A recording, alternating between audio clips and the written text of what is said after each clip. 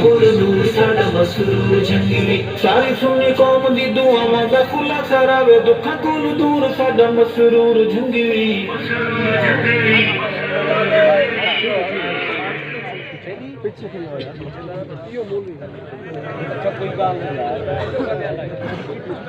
حامداً للہ تعالی اولا و ثانیا ولعنان الثناء الیہ ثانیا والصلاة والسلام علی افضل الرسل محمد وآلہ مسلیہ محمد وآلہ مسلیہ فی حلبت الصلوات مجلیہ و مسلیہ اما بعد فاعوذ باللہ من الشیطان الرجیم بسم اللہ الرحمن الرحیم محمد رسول اللہ والذین معه اشداء علی الکفار رحماء بینہم قال النبی صلی اللہ علیہ وسلم اصحابی کالنجوم فبی مقتدیتم اہتدیتم او کما قال صدق اللہ و صدق رسولہ النبی الکریم درود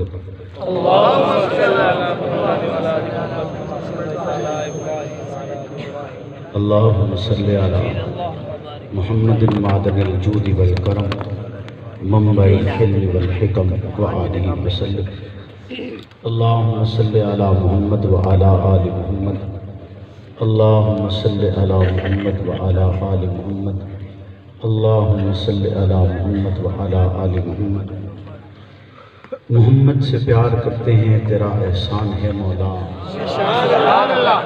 ہماری بخشش کا بس یہی سامان ہے مولا در شاہ مدینہ چھوڑ دے جنت کے بدلے یہ سودا ہم نہیں کرتے ہمیں نقصان ہے مولا تیرے باغی تیرے شاطر بشر اچھے نہیں لگتے تیرا سایہ نہ ہو جن پر وہ سر اچھے نہیں لگتے تیرے اصحاب سے مجھ کو محبت کیوں نہ ہو آقا کسے اونچے گھنے ٹھنڈے شجر اچھے نہیں لگتے اور کر کے تجھے میں یاد علی رکھتا ہوں دلشاد علی خلد کی جو سردار بنی تیری ہے اولاد علی ہم زلف عثمان ہے تو عمر تیرا داماد علی حق تیرا کردار عمل سچ تیرا ارشاد علی دشمن تیرے مرد آباد تو ہے زندہ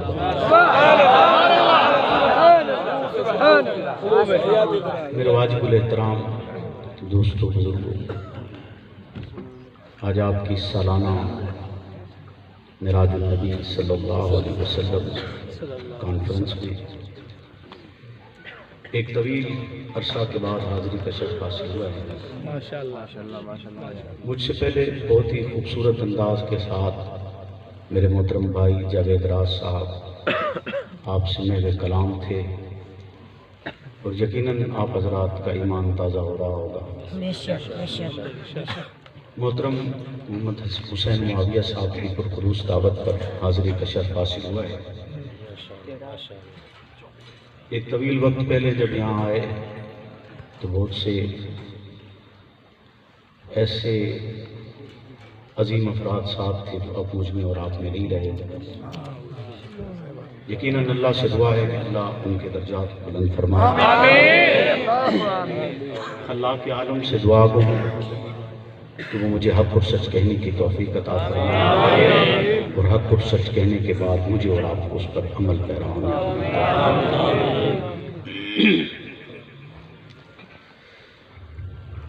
اسلام بحیثیت مسلمان اس ملک میں رہتے ہوئے ہم یہ سمجھتے ہیں کہ ہم آزاد ہیں ایسی جنہیں یہ کسی آزادی کی ضرورت ہے نہیں جو چوکوں پہ مانگی جاتی ہے آج کل الحمدللہ ہم آزاد ہیں وہ چوکوں پر کھڑے ہو کر آزادی آزادی کی رٹ لگاتے ہیں اور انہیں کوئی کچھ نہیں کہتا اور ان کے الفاظ نعوذ باللہ نقل کفر نباشت وہ الفاظ بیان سے بھی باہر ہیں جو انہوں نے کہے یعنی وہ ایسے الفاظ بھی کہیں تو انہیں کچھ نہیں کہا جاتا اور آپ ایمان کی بات بھی کریں ایمان کی بات بھی کریں تو خیر پیغمبر نے مجھے اور آپ کو ایک طریقہ بتلایا ہے ایمان کا جو طرز پیغمبر نے ہمیں سمجھایا ہے وہ ایک مخصوص طریقہ کار ہے کہ آپ کے کردار سے، آپ کے انداز سے، آپ کی گفتگو سے، آپ کے رویہ سے لوگ آپ کے موقف، آپ کے نظریہ، آپ کی سوچ، آپ کے ساتھ، آپ کے عقائد کے مطابق آپ کے ساتھ جڑنا شروع ہو جائیں، یعنی اسلام کے ساتھ جڑنا شروع ہو جائیں۔ ہمارا کوئی نیا عقیدہ نہیں ہے، اسلام کا یہ عقیدہ ہے۔ اور وہ طریقہ کار کہ جیسے آپ نے واقعہ سنا ہوا کہ ایک بوڑھی خاتون مکہ چھوڑ رہی ہے، اور چھوڑتے ہوئے اس کے نظریہ یہ ہے کہ میں اپنے آبا کا دین بچاتے ہوئے یہاں سے جانا چاہتا ہوں۔ سبحان اللہ۔ اپنے آبا کا دین بچاتے ہوئے یہاں سے جانا چاہتی ہوں، کیونکہ اسے کہا گیا کہ ایک شخصیت مکہ میں ایسی ہے جو تجھ سے تیرا دین چھین لے گا۔ وہ مکہ سے جا رہی ہے اور ایسے بے سر و سامانی کا عالم ہے کہ اس کا سامان اٹھانے والا بھی کوئی نہیں، اس کا سامان اٹھانے والا بھی کوئی نہیں۔ وہ جا رہی ہے مکہ سے باہر، تو رسالت پناہ اس کا سامان اٹھاتے ہیں، سامان اٹھا کر اس کے ساتھ سفر اختیار کرتے ہیں، مکہ سے باہر اسے چھوڑتے ہیں۔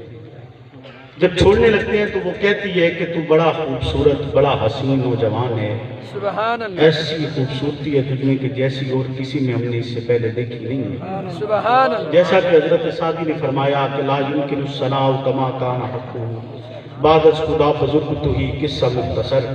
یقیناً آپ جیسی خوبصورتی کائنات میں اور کسی کی نہیں ہے، اور یقیناً آپ کا حسن، آپ کی فضیلت اور آپ کا مقام بیان کرنے کی طاقت بھی کسی انسان میں نہیں۔ بس یہی جواب اسی کے لیے بنتا ہے کہ لا یمکن الثناء، کہ آپ کی تعریف بیان ہی نہیں ہو سکتی۔ ایک شخص نے آپ کی مدح میں 40,000 اشعار لکھے، اور 40,000 اشعار لکھنے کے بعد آخری شعر یہ لکھا کہ تھکی ہے فکر رساں اور مدح باقی ہے، قلم ہے آبلا پا اور مدح باقی ہے، تمام ورق تمام ہوا اور مدح باقی ہے، تمام عمر لکھا اور مدح باقی ہے۔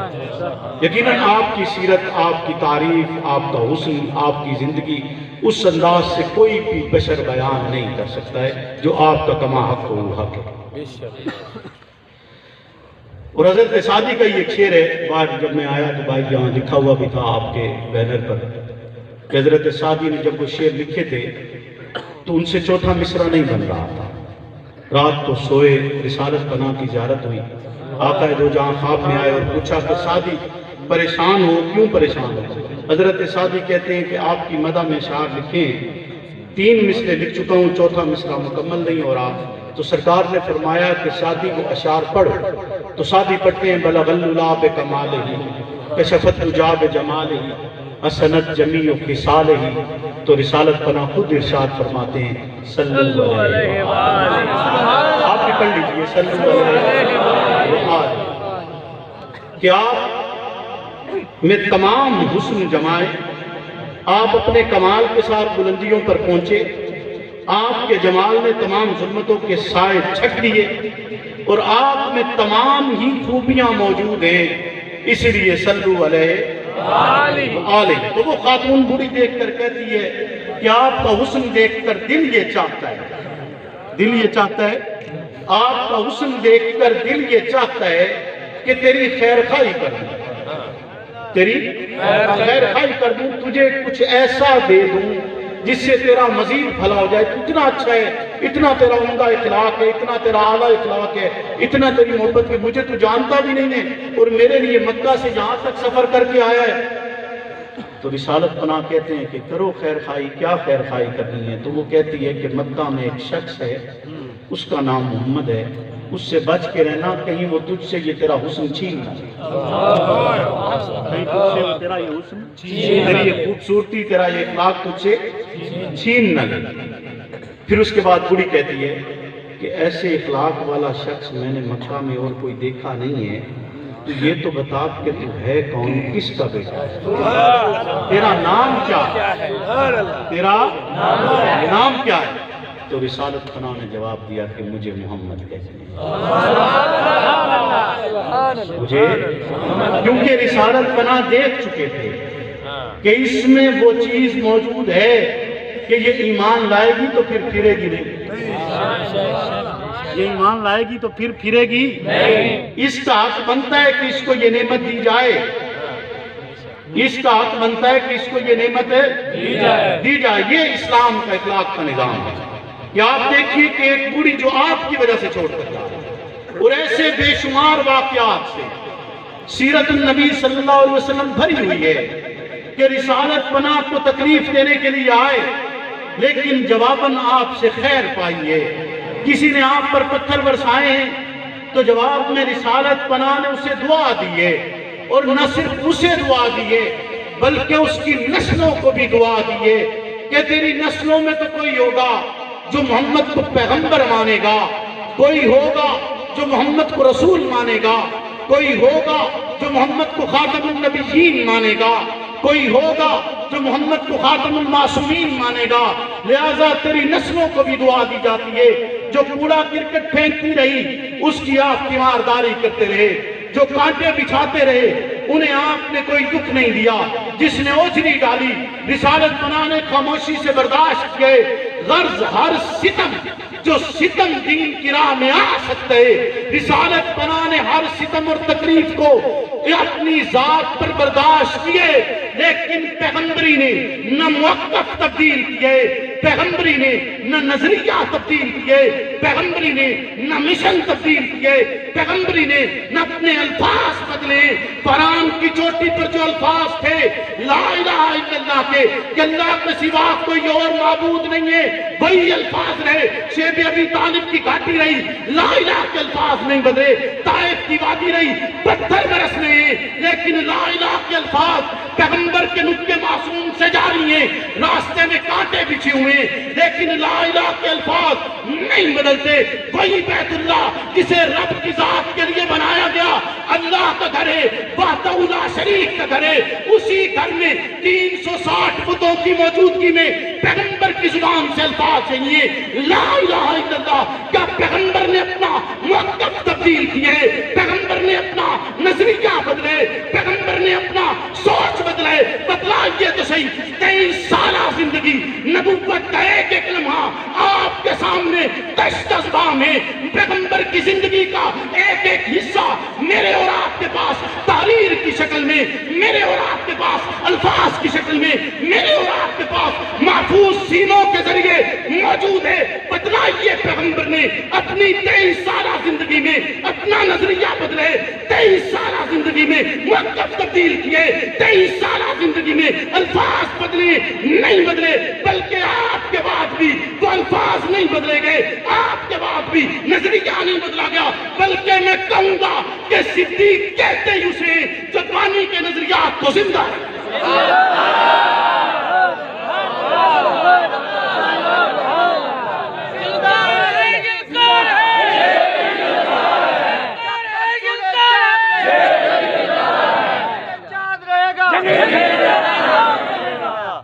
صدیق صرف سچے کو نہیں کہتے، بولیے نا، صدیق صرف سچے کو نہیں کہتے، صدیق اسے بھی کہتے ہیں جو بانی کے بعد بانی کے نظریات کو، بولیے نا، جو بانی کے بعد بانی کے نظریات کو۔ قیادت کے نعرے تو آپ کو یاد رہے، بانی کا بھول گیا، بانی کا بھول گیا۔ آپ کا جوش و خروش میں نے دیکھا ہے، اسی جوش کے مد نظر آپ سے کہہ رہا ہوں کہ قیادت کے نعرے آپ کو یاد رہے اور بانی کا بھول گیا، ایسے ہی ہے نا؟ تو پھر توجہ کر کہ صدیق نظریہ نہیں بدلتا ہے، بانی کے بعد بانی کے نظریات کو تبدیل نہیں کرتا، اسے صدیق کہا جاتا ہے، اسے صدیق۔ پیغمبر ہجرت کرتے ہیں، ہجرت کا سفر ہے، آپ کے ہمراہ آپ کا ایک ہی ساتھی سفر اختیار کیا ہے، پیچھے صدیق اکبر کا غلام آپ کے لیے کھانا لے کر آتا ہے، کبھی کوئی اور چیز لے کر آتا ہے، اور پیچھے آپ کی بیٹی گھر میں موجود ہے، اسماء بنت ابی بکر۔ ابو جہل آتا ہے، آ کر سوال کرتا ہے، آ کر کہتا ہے کہ بتلا تیرا والد کہاں ہے، تیرا ابا کہاں گیا؟ بتلا ابو بکر کہاں ہیں؟ تو صدیق کی بیٹی جواب نہیں دیتی، خاموش ہو جاتی ہے. بولتی کیوں نہیں؟ جھوٹ بھی بول سکتی تھی، بتلا بھی تو سکتی تھی، سچ بھی بول سکتی تھی، جھوٹ بھی بول سکتی تھی. اگر سچ بول دیتی تو نبوت کو خطرہ تھا، اگر جھوٹ بول دیتی تو صداقت کو خطرہ تھا. اگر سچ بولتی تو کس کو خطرہ تھا؟ نبوت کو. اور جھوٹ بولتی تو صداقت کو خطرہ تھا. کیونکہ صدیق کا گھرانہ ہے نا، صدیق کا گھرانہ ہے نا، جھوٹ نہیں بولا جا سکتا. ابو جہل صدیق کی بیٹی کے چہرے پہ تھپڑ مارتا ہے. آج کوئی مارے نا تیری اور میری بیٹی کے چہرے پر تھپڑ؟ بتلاؤ ہے کسی میں جرت؟ تم تعلق توڑتے ہو یا نہیں توڑتے؟ رشتہ داری ختم کرتے ہو یا نہیں کرتے؟ برادری سے کٹ آؤٹ کرتے ہو کہ نہیں کرتے؟ بھائی سے بولنا چھوڑ دیتے ہو کہ اس نے آپ کی بیٹی کے چہرے پر تھپڑ مارا ہے. رشتہ داری ختم کرتے ہو، کھانا پینا ختم کرتے ہو، تعلق ختم کرتے ہو. دیکھو تو صحیح کہ صدیق کی بیٹی پر اسلام کے لیے صدیق کی بیٹی کے چہرے پر تھپڑ لگا، لیکن صدیق کی بیٹی نے اف نہیں کیے، پیغمبر کا پتہ نہیں بتلایا. ایک شخص نام کے لالچ میں تلاش کرتا کرتا اس مقام تک پہنچا جہاں پیغمبر اپنے اس یار کے ساتھ موجود تھے. وہ اس غار کے دہانے پر پہنچے، این اس لمحے میں پہنچے جب پیغمبر تیاری کر چکے، پیغمبر سفر کا ارادہ کر چکے. وہ پہنچتے اور کوشش کرتے کہ میں پیغمبر کو گرفتار کر لوں، لیکن گھوڑا بھٹک جاتا ہے، گھوڑے سے نیچے کرتا ہے، پھر گھوڑے پر سوار ہوتا ہے، پھر کوشش کرتا ہے کہ میں پیغمبر کو پکڑوں تو گھوڑا زمین میں دھنس جاتا ہے. اسے سمجھ آ جاتی ہے کہ یہ فرد کا نظام نہیں ہے بلکہ زمین اور آسمان کا نظام گردش میں، زمین اور آسمان کا نظام ہے.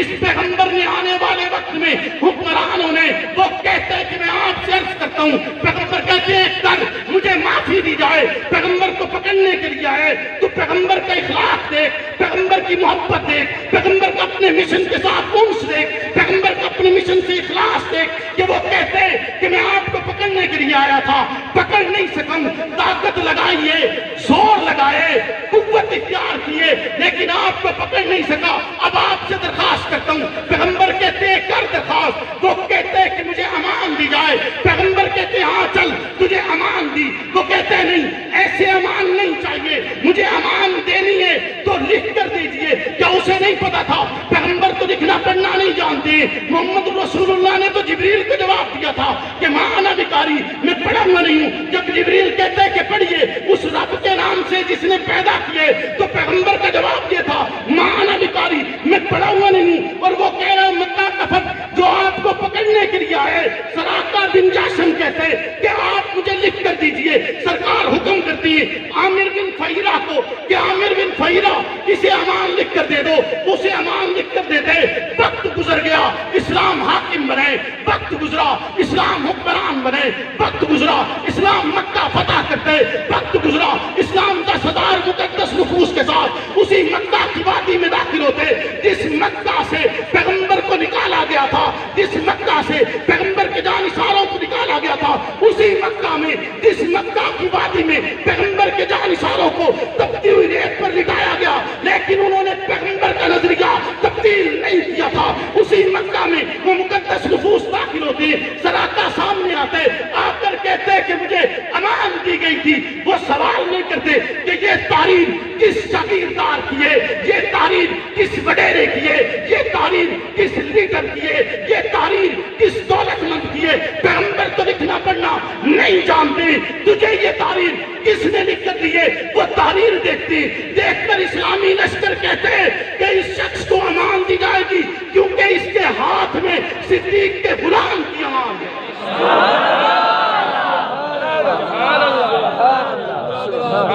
پیغمبر تو لکھنا پڑھنا نہیں جانتے. عامر بن فہیرہ کون ہے؟ کوئی جاگیردار یا وڈیرا نہیں ہے، کوئی حکومت یا اقتدار والا نہیں ہے. وہ صدیق اکبر کا غلام ہے. صدیق اکبر کا یہ صدیق دا غلام امان لکھ کے دے دے. بولو نا. تو میں اگر کہوں تو بے جا نہیں ہوگا. کہ اسلام اسے کچھ نہیں کہتا۔ بے شک صحابہ اسلام ہیں یا نہیں ہیں؟ ان کے علاوہ آپ کو اسلام کہیں سے مل سکتا ہے؟ بولیے نا، مل سکتا ہے؟ وہی اسلام ہے نا، یا ان کے علاوہ کوئی اور اسلام ہے؟ کوئی تراشا ہوا، بولیے نا، کوئی شخصیاتی بت ایسا ہے یا نہیں ہے؟ نہیں ہے، یقیناً نہیں ہے۔ اسلام صحابہ کے علاوہ نہیں ہے، صدیق کے غلام کی لکھی ہوئی امان۔ اسلام کچھ نہیں کہتا، اسلام سزا نہیں دیتا، اسلام امان دیتا ہے، اسلام عزت دیتا ہے، اسلام تحفظ دیتا ہے، اسلام خیال کرتا ہے۔ تو پھر بولو نا صدیق کے غلاموں، بولو نا، آپ ہو یا نہیں صدیق کے غلام؟ ہو کہ نہیں؟ ایسا ہے یا نہیں ہے؟ وکی بات ہے، جو صدیق کا غلام ہے ہاتھ کھڑا کرے۔ شان محمد مصطفیٰ، حضرت صحابہ، شان صحابہ، سپاہ صحابہ، صحابہ کا جو غلام ہے، ہمارا امام ہے، جو غلام ہے